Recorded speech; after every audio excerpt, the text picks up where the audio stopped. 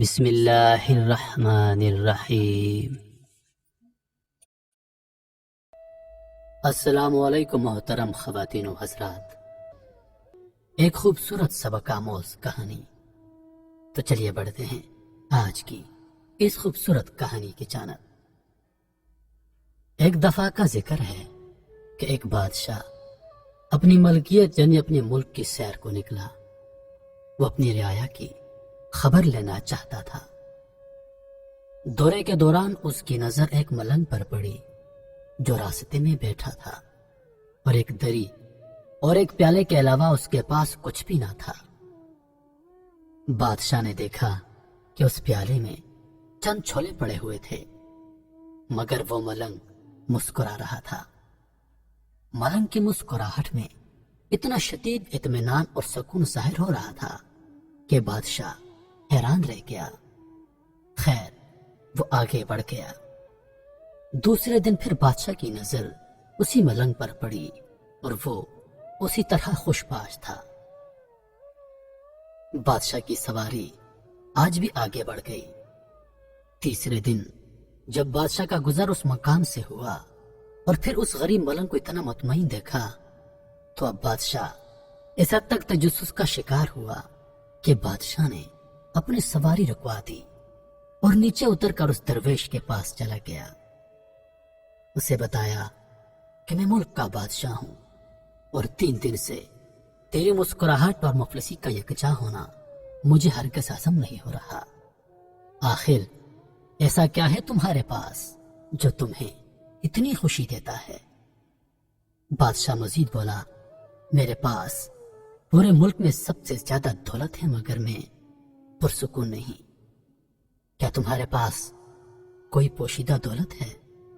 درویش نے نفی میں سر ہلا دیا۔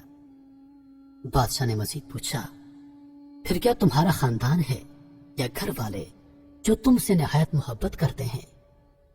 درویش نے بولا، جی نہیں، میں بالکل تنہا ہوں اور میرا اس دنیا میں کوئی نہیں۔ میرے پاس ان چھولوں کے سوا کچھ نہیں۔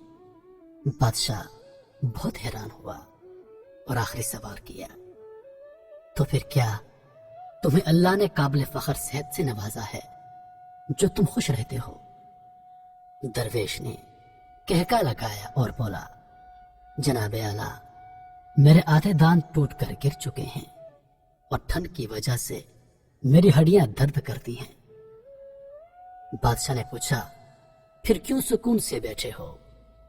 ملنگ بولا، اللہ پر یقین رکھو، اس پر توکل رکھو کہ اس نے تمہیں جس حال میں، جس حالت میں اور جس بھی مشکل میں ڈالا ہے وہ اس کا فیصلہ ہے، اور وہ تمہاری نشو و نما کے لیے ضروری ہے۔ اللہ کو پتا ہے کہ تمہارے اندر کیا کمی ہے جو تمہیں دور کرنے کی ضرورت ہے۔ وہ تمہیں اس آگ میں ڈال کر سونا بنائے گا کہ دانہ خاک میں مل کر گلو گلزار ہوتا ہے۔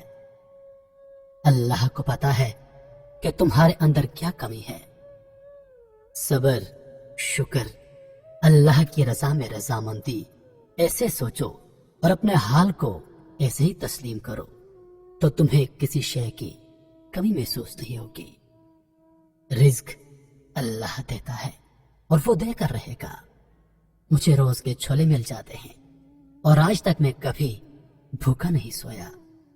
صبر اور شکر کرنا سیکھو، کیونکہ صبر میں طاقت ہے اور شکر میں اللہ کی ہاں میں ہاں ہے۔ اللہ تعالی ارشاد فرماتا ہے، اے ابن آدم، ایک تیری رضا ہے اور ایک میری رضا ہے۔ اگر تو نے خود کو سپرد کر دیا اس کے جو میری رضا ہے تو میں تجھ کو بخش دوں گا وہ جو تیری رضا ہے، اور اگر تو نے مخالفت کی اس کی جو میری رضا ہے تو میں تجھ کو تھکا دوں گا اس میں جو تیری رضا ہے، اور پھر ہوگا وہی جو میری رضا ہے۔